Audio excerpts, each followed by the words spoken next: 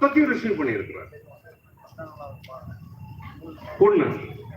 ரெண்டு, நான் ஏன் இந்த விஷயங்களை சொல்றேன் அப்படின்னு சொல்லி சொல்றேன். ரெண்டாவது, மெட்ராஸ் யூனிவர்சிட்டிக்குள்ள போங்க. மெட்ராஸ் யூனிவர்சிட்டிக்குள்ள பிஜி டிகிரி படிக்கிற எந்த செக்ஷன் போனாலும் ஒரு பையன் ஸ்பான்சர் பண்ணியிருப்பார். யாரு? இவரு தான், ஆம்ஸ்ட்ராங் தான் ஸ்பான்சர் பண்ணியிருப்பார் ஃபீஸ் மற்றதுக்கெல்லாம். இந்த சமூகம் படிக்க வேண்டும் என்பதில், டவுன் ட்ராடன் சமூகம் படிக்க வேண்டும் என்பதில் ரொம்ப கண்ணுங்கருத்தமாக இருந்தவர்.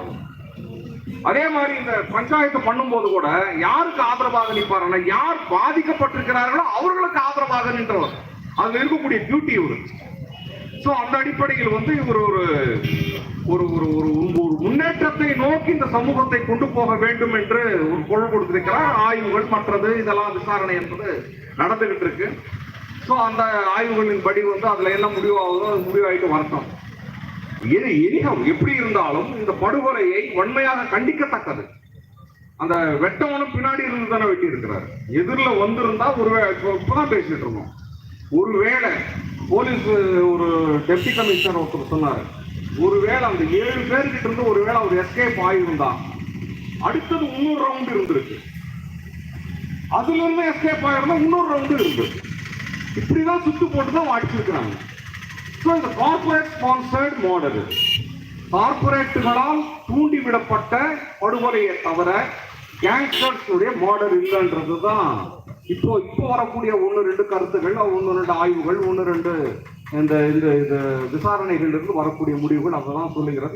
எப்படி இருந்தாலும் ஒரு மனிதனை வெட்டுவது என்பது ஏற்க முடியாத ஒரு செயல். அது ஜனநாயக மரபுகள் வந்து எப்பெல்லாம் மரணம் அடைகிறதோ அப்பெல்லாம் வந்து இது தலை தூக்கும். அதாவது இது தலை தூக்கும் போது அந்த ஜனநாயக மரபுகள் அழிவை நோக்கி செல்லும். இது ரொம்ப ஆபத்தானது அப்படின்றதை மட்டும் கூடிக்கொண்டு இந்த மரணத்தை வன்மையாக கண்டிப்பதோடு அந்த குடும்பத்தாருக்கும் அந்த அமைப்பினருக்கும் ஆழ்ந்த அஞ்சலியை தெரிவித்துக் கொண்டு முடித்துக் கொள்கிறேன்.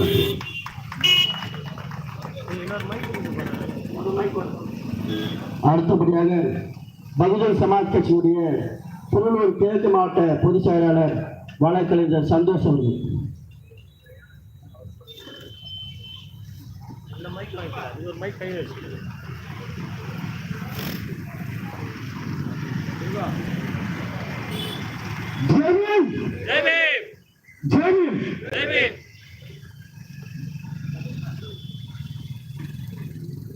இந்திய முழுமைக்கும், அதாவது இந்தியாவின் தலைநகரான டெல்லி முதற்கொண்டு பஞ்சாப், உத்தரப்பிரதேசம் உள்ளிட்ட மாநிலங்களிலும், சிறப்பாக சொல்ல போனால் தமிழகத்தின் தலைநகர் துவங்கி பட்டி தொட்டிகள் எல்லாம் பல்வேறு இடங்களிலே, பல்வேறு தளங்களிலே நம்முடைய விலை மதிப்பற்ற தமிழகத்தின் ஒப்பற்ற தலைவர்,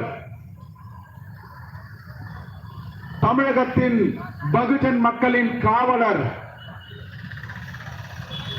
யாராலும் வெறுக்க முடியாத ஒரு நல்லவர், எங்கள் நாடி நரம்பு ரத்தம் தசை எண்ணம் சிந்தனை